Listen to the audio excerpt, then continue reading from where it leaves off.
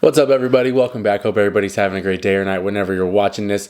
The Saquon Barkley first game experience as an Eagles fan and as a football fan was incredible. That was probably one of the top 2 or 3 best first games I've ever seen out of a running back on a new team. And adding him to their team just gives them a completely different dynamic. I want to kind of break down, the first game, because he was awesome. And he was the difference maker, really, for their offense. And what it kind of means for them long term, because having him on their team now, it's a completely different dynamic than they've had before. So we're going to get into that. Before I do, if you're new to the channel, please subscribe if you like this kind of content. Please like the video. But the dude was a maniac in his first game as an Eagle. I think he had like 132 yards and 3 TDs. And he was doing it all, running between the tackles, running outside the tackles. Pass blocking, pass catching. We saw an 18-yard wheel route touchdown that he gets where he burns. I think a safety didn't keep up, or a linebacker didn't keep up with him. But he just gives them a different dynamic, because you got to think about it. DeAndre Swift's cool. Miles Sanders is cool. Those are decent players. They are not Saquon Barkley. And if you think about it, in the Jalen Hurts era, they've always been good at running the ball. They have a great O-line. That's obvious, right? But they've been good at running the ball, one, because of the O-line, but because of Jalen Hurts being back there.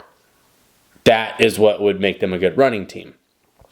Now they're a good running team because Saquon Barkley is back there, not because Jalen Hurts is back there. Yeah, obviously, to be a good running team, you have to have a good O-line. That's first and foremost.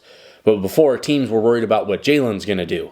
Like, is he going to pull it, or is he going to let the back keep it? Now they're worried about, is Saquon getting it, because we can't, rely on guessing against that. So you see how the Packers defense, which is a very formidable defense, they actually played somewhat well, like in certain aspects of the game. But Saquon was what was pushing Philly over the top. And on that last drive, they kind of just rode him down. And then obviously you have some good passes to Devonta Smith and big plays like that. But Saquon is the one that was elevating everything. Like, it's an aspect that they haven't had, because before, you weren't scared of DeAndre Swift. You weren't scared of Miles Sanders. You are scared of Saquon Barkley. And I think for Saquon, like, we've never seen him behind an offensive line that's this good, or on an offense with this much talent. To where if you're a defensive coordinator, who do you pick to try to stop? Do you try to stop A.J. Brown first? Do you try to take away Devonta Smith? Do you try to take away Jalen Hurts running? What do you do? Because Saquon's somewhere in here. You have to figure out what you're going to do to him. But then the problem is that you have to have guys good enough up front that can take on the Eagles' O-line, because Saquon's getting to the second level more times than not. So then your linebackers are now trusted to stop him, which, you're going to, over a full game, sure, they're going to make plays, but he's going to make his plays. And that's going to open up a defense, because you have to load the box a little bit more. Like, you saw Green Bay did really, really damn good with keeping Jalen Hurts inside the pocket, or not letting him get out on the edge and run until that last drive where it just broke. But Saquon being as dynamic as he is, because they haven't had a running back in the Jalen Hurts era that could run inside the tackles, outside the tackles, that could pass catch, and we saw it on full display with that touchdown, or they could pass block. They didn't have anybody that was like a true natural 3-down back. And he does all of it. So obviously it's smart. Put Kenny Gainwell in there. Give him some series, and give Saquon some rest, because you don't want to just run him into the ground. But the dynamic with that is crazy, because if you're a defensive coordinator, who do you stop? Before, you could say, like, I'm not all that worried about DeAndre Swift. Like, we'll figure that out, right? Like, or Miles Sanders. Like, maybe we'll start with A.J. Brown. Or we're going to try and take away the receivers and try and make Jalen Hurts throw outside the numbers, whatever it is. That is now out the window, because you have to load the box to stop them now. Like, the tush push was already impossible to stop anyway, but now they have this running back that is, and probably has a great argument for being the best offensive player on their team. Now, who it is, honestly, you could probably go with Lane Johnson. I think is probably the best offensive player, but AJ's awesome, Devontae's awesome, Saquon's awesome, Goddard's a quality tight end.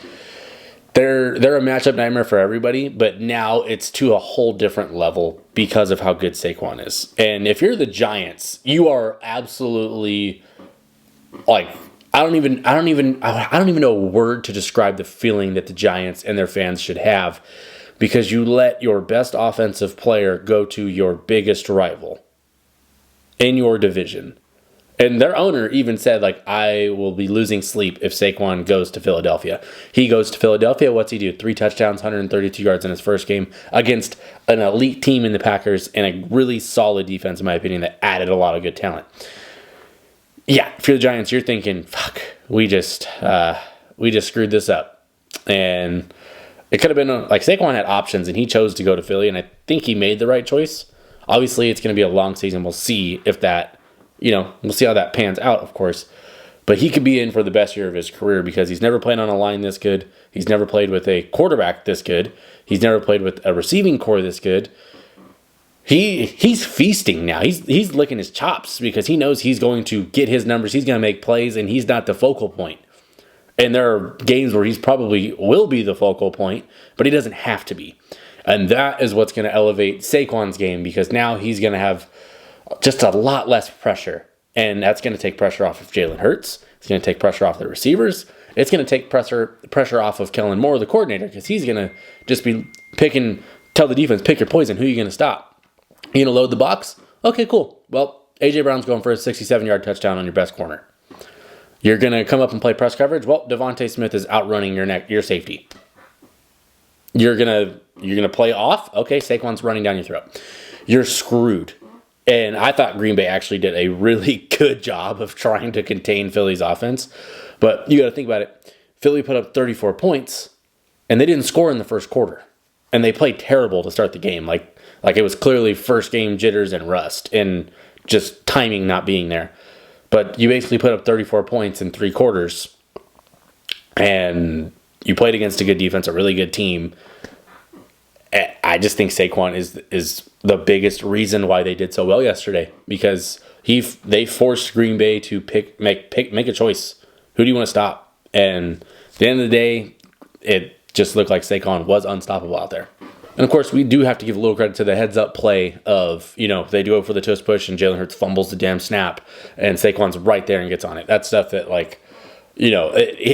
think it's right place, right time, of course, but somebody else, it could have gone right through their feet, or they could have missed the ball, wouldn't have been paying attention to the ball or something. But he's just one of those players that is a special talent, and now he's in a special situation. So I think we're going to see something special as a result.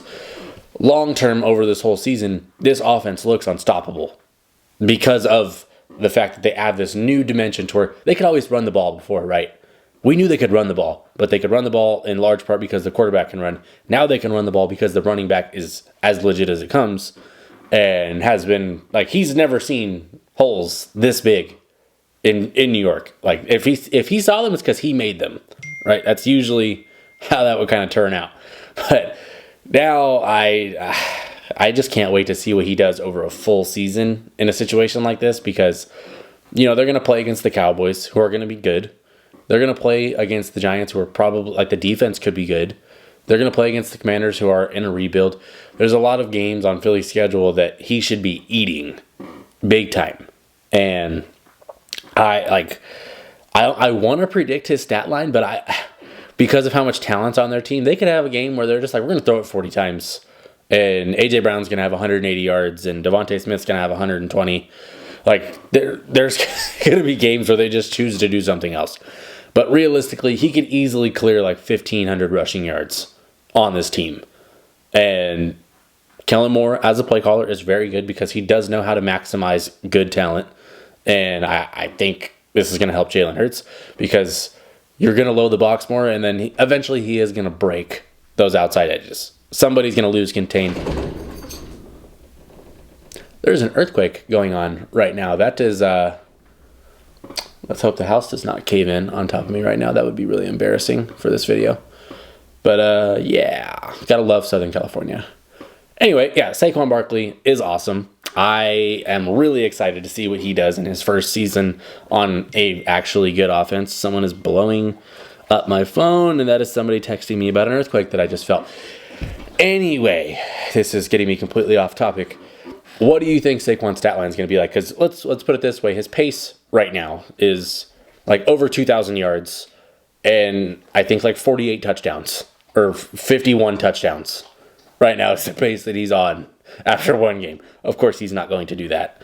That's not the expectation, but he could easily, go for 1,500 plus yards, or, he could maybe get to 2,000 all-purpose yards. But I think that's really steep given the talent on the offense. But 20 touchdowns is very, very possible given if they're not going to tush push every single time, and he's going to take it from the 5 and get into the end zone like he did.